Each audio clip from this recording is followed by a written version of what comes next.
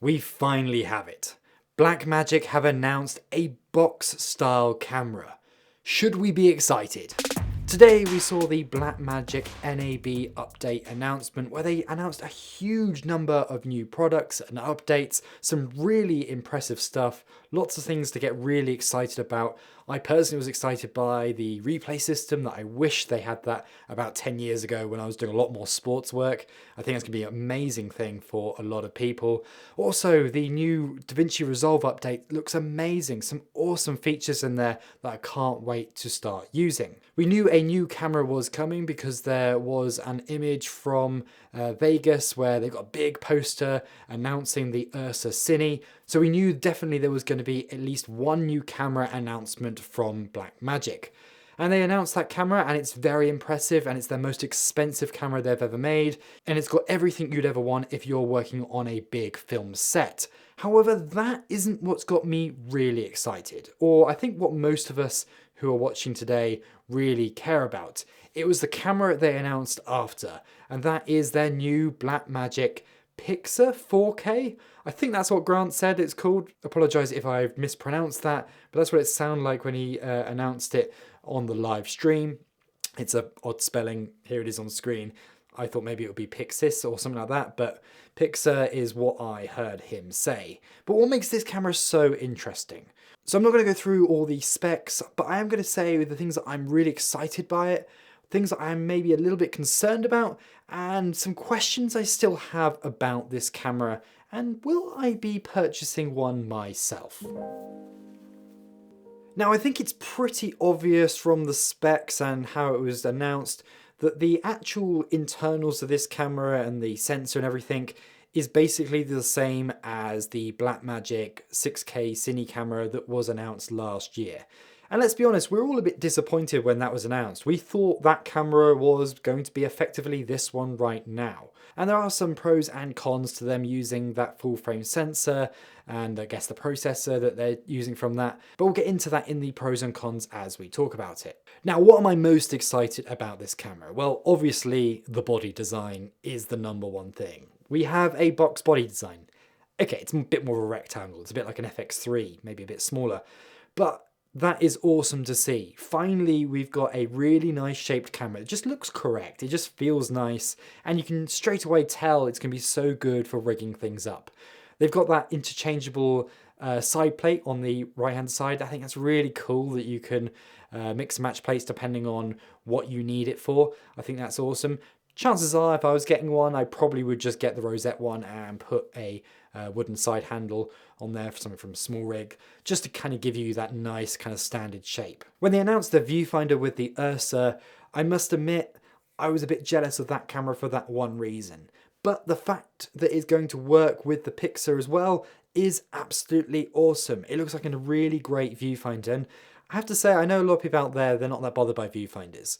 But maybe it's the style of work that I do. I'm working outdoors in the sun a lot, and it's just such a pain trying to look at a screen, even if it is a very bright one, because you just got all those reflections and everything. And I just quite like with the viewfinder the extra point of contact that you have, that kind of feeling of holding the camera up to your face and as you're shooting. Maybe I'm just a bit old school when it comes to that. I feel like maybe I'm the last generation that really grew up with a viewfinder on their cameras versus perhaps maybe people younger than me are kind of more having the screen on top, the Komodo style setup with their cameras. I always really enjoyed using cameras like the Sony FS7, and I really liked a rig that I put together for our Blackmagic Pocket 4Ks. Actually, when we first got them a few years ago on a shoot, and you can see here in this picture, I had it rigged up with a viewfinder on the side. Now, it was a very messy rig. It's got lots of bits and pieces going everywhere, and that was always the problem with the Pocket cameras. But I did like the overall feel of how that worked, and actually, in a bright environment like the outback of Australia, it was absolutely perfect. What's even more cool about the viewfinder is the fact that it runs off a USB-C port that is lockable, so no concerns there, but just a nice simple port to use, and hopefully it means that if you want to use a longer cable you could, so perhaps you can mount the viewfinder further away, which is nice to see, something that's much better than even the new Sony Burano viewfinder, which has that annoying Sony connector on it which can't be removed. So if you break it or if you just want it a bit longer away for getting a better balance of the camera on a shoulder mount, for example. You can't, and that's really a poor design from Sony. So it's great to see that Blackmagic have gone with USB-C, such a versatile port, and they've really embraced it across all of their cameras. The camera comes in 3 mount options, which is really awesome to see. So you've got your L mount, that's kind of the standard one, but there's also an EF mount and PL mount options as well. It is great to see that there is a PL mount option that's kind of built into the body. If you're using PL lenses, then obviously it's going to be a lot more solid than using an adapter. The EF mount is an interesting choice. To be honest, I don't really see why they've bothered creating that one. I think if you're going to use EF mount lenses, you may as well just buy the L mount and then use an adapter, because it's just going to give you so much more flexibility. You can of course use an L mount lens, but also maybe you can use a speed booster or something with a built-in ND and then have an EF in front of that. So I think there are more flexibilities by having the L mount over the EF. So if I was going to go for one, that's probably the one I would go for. Unless I knew I was going to be using PL mount lenses all the time, then I would go for that one instead. The final thing that gets me really excited about this camera is the Ethernet port. Now it is only 1G, it's not 10 gigabyte, which would be amazing if it was. But still, it means there's so many cool functionalities that it can do straight out of it. So you can actually send files straight from the camera as you're shooting, I presume, back to the Blackmagic cloud and actually sync it up with a bin. So a bit like how you can do that on the Blackmagic app on the iPhone, which is a cool feature, it's really awesome. Well, now you can do that with this camera as well. I can see that being so useful for so many situations, fast turnaround stuff, but even just kind of creating an instant online backup of all the footage that you're using. I hope one day that 5G is so good and so plentiful that we can just basically upload all of our footage as we're shooting. How awesome would that be? It means we've got an instant backup in a remote location. No concerns about corrupt cards and things like that. Whether we'll ever get there, that's a whole other question. But at the very least, being able to upload the proxies so that your editor can start working on them, or at least start organizing them into different bins, I think is a great feature to have and something that I personally think I would use a lot. I almost forgot, and actually one other big excitement about this camera is the price. Starting at $2,999, that is such a great price. I was expecting it to be far higher than that. The body design alone looks like it could warrant a much higher price, even if the internals are the same as the 6K Cine camera. Now, everything isn't perfect with this camera, and there's definitely a few concerns I have about it. And as always with Blackmagic, it's always kind of give with one hand and take with another. Now, my first concern is that screen that's on the side. A 4-inch screen, and apparently it's very bright, so I presume it'll be like daylight viewable, like on the Pocket Cinema cameras. But it is a weird position, and it doesn't rotate or doesn't move. It's not on any sort of axis. It is just fixed into the body. So it's very much there designed as a status monitor rather than really using it to monitor your image. I'm sure you can have a look on there and look at the footage as you're going. But unless you're in a very certain circumstance where that happens to be in the right position, you're just never really going to use it beyond using it for menus. I think that's probably why the viewfinder is going to be so critical if you're going to buy this camera. And it also means you have to really use a monitor with the camera as well. Now, this isn't too far different from like the Red Komodo. I think any box camera usually has no screen or has a very kind of limited screen. So that's no surprise or no different than the competition that's out there. Is it better that it's on the side versus on the top? Well, once again, there's pros and cons to each of those. I guess it's a bit easier to access on the side. It means you can have a better top handle, but the counter issue to that is it's pretty useless if you ever just want to use the camera bare bones. My other concern is that it's more of a rectangle than a square. And what does that mean when it comes to trying to balance on a gimbal? Is it just going to be too long? We've kind of gone from one way to a different direction. You know, we've gone from struggling to balance it because the pocket cameras were just too wide, and now I'm worried that maybe the cameras are going to get a bit too long to be able to balance well on a standard RS3, RS4 kind of gimbal.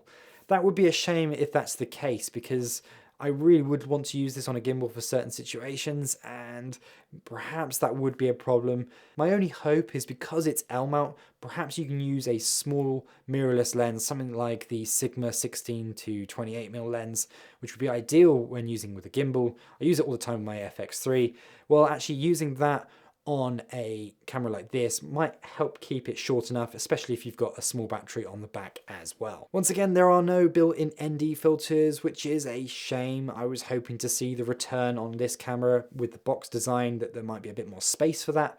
But I guess that's just the limitations of using the L mount with the large sensor. They just don't have the room to be able to do that. Now, as I mentioned before, if you're using the L mount with EF lenses, then you could go down the route of using an adapter with a built-in variable ND. So there are solutions and fixes compared to if they were using an EF mount or something like that. So it's not perhaps the end of the world, but it is a slight frustration that you don't have built-in NDs, especially when the competition, something like a C70, does have built-in NDs as well as the FX6. Because it seems to basically be the same as the 6K Cine camera, it means that it is limited to just 36 frames per second in open gate, and that is a bit limiting. I was really hoping we'd see an upgrade to at least 48 frames per second to get some nice 2x speed slow-mo, but that isn't going to be the case. It looks like it's basically the same sensor and the same issues that that camera had, so it's not going to be probably particularly great in low light. It's probably not going to be great when it comes to rolling shutter, and if you're going to want to go higher frame rates, it does mean you're going to have to window in on the sensor. The only positive again here that you could take out of this is you could potentially use a speed booster, another different adapter option out there, to bring yourself back to a full frame look if perhaps you decide to just shoot in Super 35 4:3 mode, which can shoot up to 50 frames. So maybe that's a little bit of a workaround. I quite like the idea of that, just purely from the sake of saving file space as well, because suddenly the file sizes on that will be a lot smaller than shooting 6K open gate. It is great to see that they've gone with a different battery solution for this camera, finally ditching those internal NP batteries and going now for a Sony BPU battery setup. They are great batteries. I have loads of them from when I had the FS7. However, I do kind of wish it was V-Lock. I know these are smaller, a bit slimmer, and with the design makes it a bit easier to fit in with all the ports on the back. But actually, V-Lock mini batteries are so great nowadays. There's so many different options out there.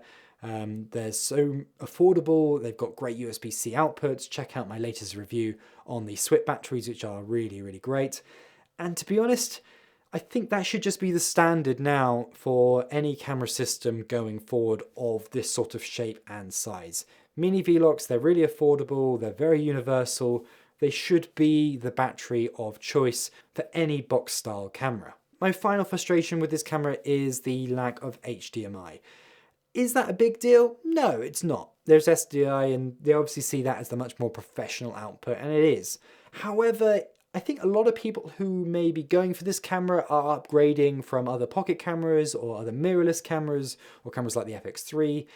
And if they're moving across, the chances are they won't have a monitor already that has an SDI input, and that's the real negative of going this route. Now, I do have a Shinobi monitor with SDI. I bought that ages ago because I was using it with an FS7, but for a lot of people they won't have that option. They'll just have HDMI monitors, and if you do go for one with SDI, you're probably going to have to spend a bit more money.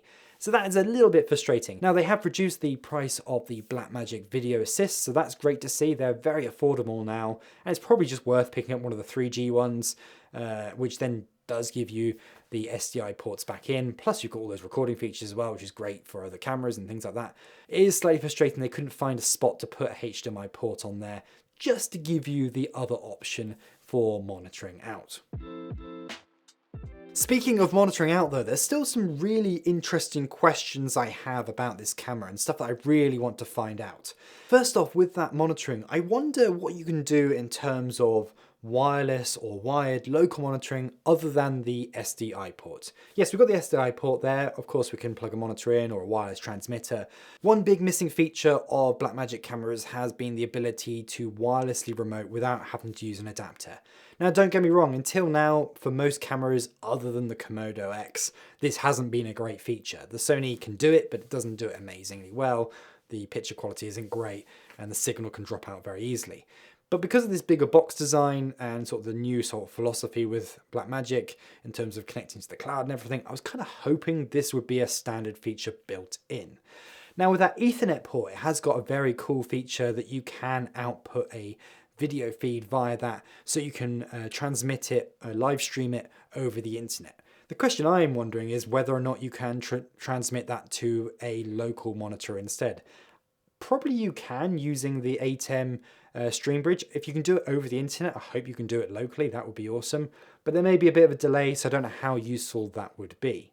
Similarly, you can use the USB-C output not just for connecting to external media like you can do with all Blackmagic cameras nowadays, but also into a phone as well. So you can use the phone's 4G, 5G hotspot to basically send files or remotely transmit a live feed anywhere in the world, and that is awesome to see. But once again, it would be nice if we could just use our phone as a monitor like you can with the Red Komodo X, where you can just plug in the USB-C in the back and then use your phone as a monitor.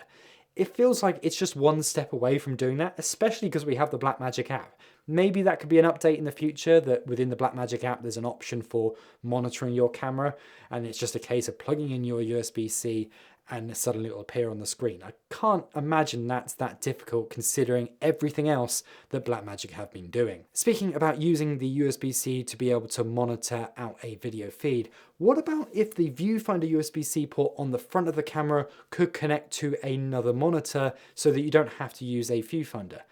I would not be surprised if at some point Blackmagic release a 5-inch or a 7-inch monitor that's designed to go on the top of this camera that just connects via that USB-C port on the front. It makes complete sense. After all, they've designed a viewfinder that does exactly that. Effectively, all you need to do is take that exact same design and just have a larger screen instead of a viewfinder, and it would be exactly the same. That would solve a lot of the concerns and issues about this body design, and by the fact that you have to use an external monitor. Suddenly it'd be a lot better integrated system that perhaps you can even use that screen to control settings and everything without having to use the side screen on the camera. Now the competition to this camera is quite obvious. It's the FX6, it's the Canon C70, and it's the Red Komodo. And this takes a lot of the great features of those cameras and sort of applies it into this one, but it is also missing some key features as well, such as the ND filters. That said, the price is incredibly affordable and has been priced in a very aggressive way that does make you kind of feel that it is a good value buy to go for and less of a risk than if they were to charge say 4,000 or 5,000 for it. Now, I've been using the Sony FX3 a lot in recent times, and it's been a great camera, especially for shooting interiors of resorts. Will I be switching to this camera? I'm not sure. There's a lot of features about the FX3, and I've got a whole video coming soon, so make sure you like and subscribe, where I talk about why that camera is so good for that style of shooting. And I personally feel that perhaps this one isn't going to be as good for a lot of those kind of shoots. That said, I love the form factor that's going on here. I love the VAT viewfinder, and ultimately I just love Blackmagic RAW. And I think that's the thing that's always going to draw me back to Blackmagic. With that in mind, I have to say I am very tempted to put a pre-order in for this camera. Do I think I could completely switch to it? Probably not. But I think when I'm doing lifestyle shoots, this for me would be pretty much the perfect camera to use. What do you think about this camera? Do you think it's really exciting? Is there features that it's missing? I personally think it has ticked a lot of boxes and it is basically what we were all asking for. I must admit, I do feel sorry for those that went out and bought the 6K Cine camera only a few months ago, as it was close to being the camera that everyone wanted from Blackmagic but didn't have it in the right body design. Well, they fixed that now with this camera and they've given it to us at a very affordable price. If you enjoyed this video, then make sure you check out my other videos, including this one where I talk about how the Pocket 6K Pro is still an awesome camera in 2024.